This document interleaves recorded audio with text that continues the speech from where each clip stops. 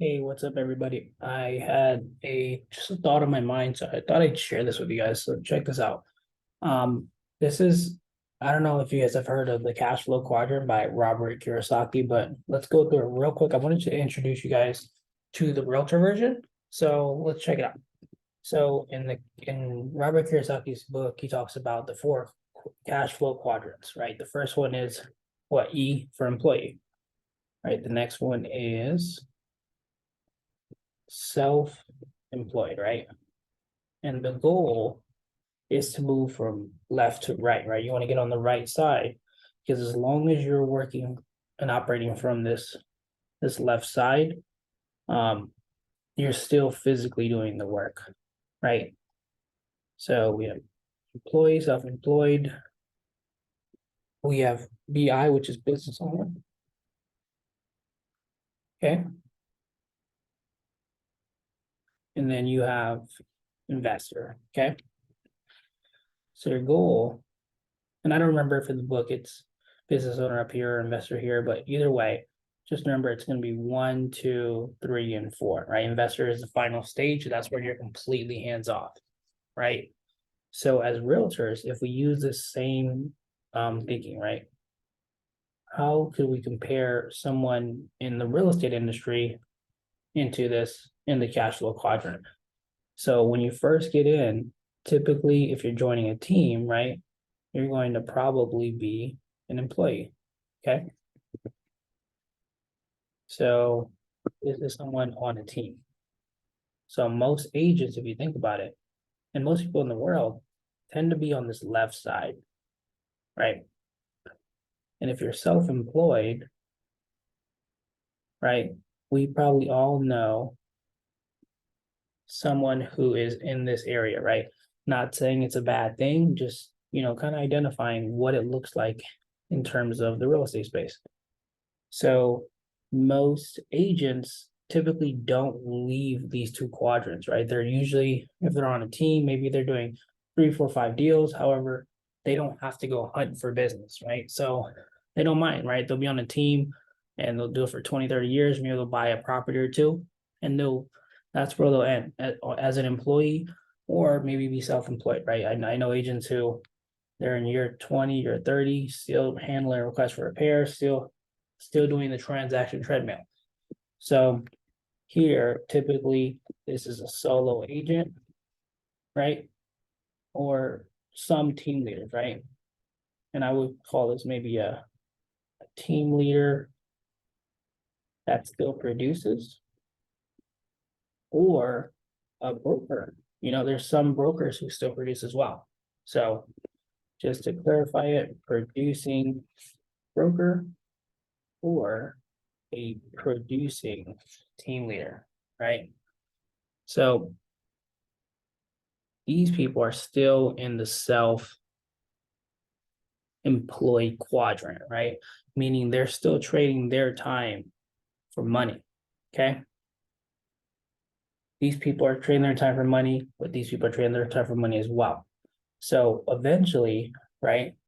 Here, and let's flip these just so it's easier, right? This flows easier. Um, a lot of realtors, they never make this jump from self-employed to business owner, right? Maybe they make a jump here, they buy a rental property, now they're an investor. However, that's not where they're making a majority of their money, right? Most of it is coming from production. Okay. Now, if you want to move from self-employed to business owner, how does that happen? So you got to put number one, you got to put systems and processes in place, right? Systems, processes, and you have to start using leverage, right? How do we leverage? We can leverage people, we can leverage systems, we can leverage money. Okay. So maybe you are a team leader who doesn't produce anymore, right? You own the source, you own the pillars, right?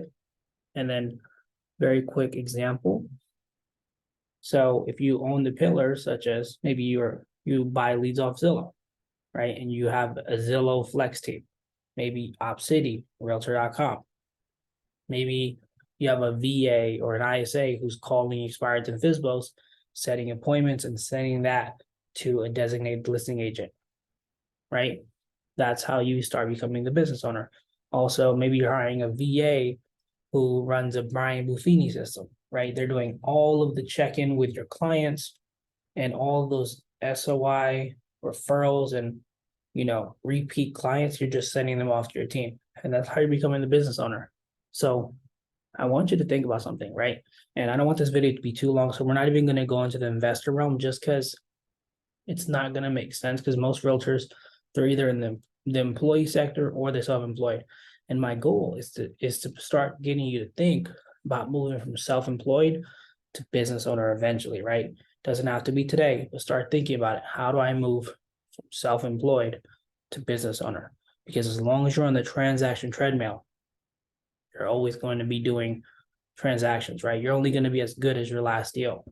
But you have to start thinking, how can I be better than just my last deal?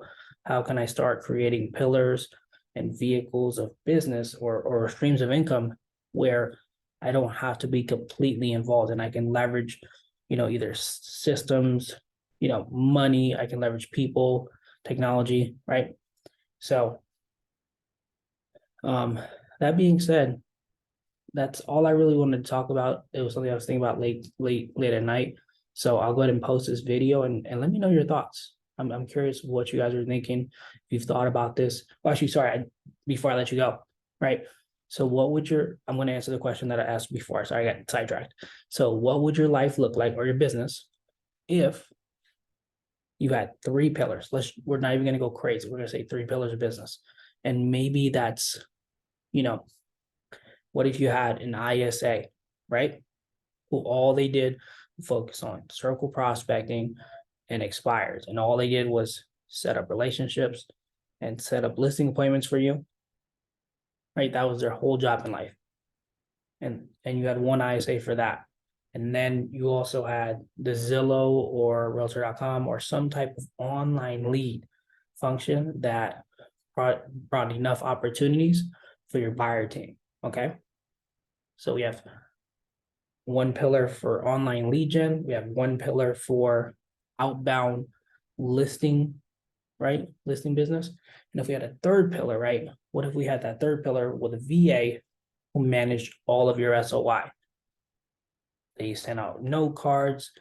They set up events for you. They did all of the touches between the weeks and months of the year to make sure that you're maintaining that relationship with your SOI. So you're maximizing, you're getting, anywhere from a 7 to 15% return on your SOI, whether it's repeat business or referral business from that SOI. Like, what would your business look like, right? How many deals do you think you can get? Just think about it. So that being said, that's it for today. I just wanted to get this off of my mind because I was thinking about it. So I hope that helps. If you have any questions, go ahead and DM me. Love to help. Till next time.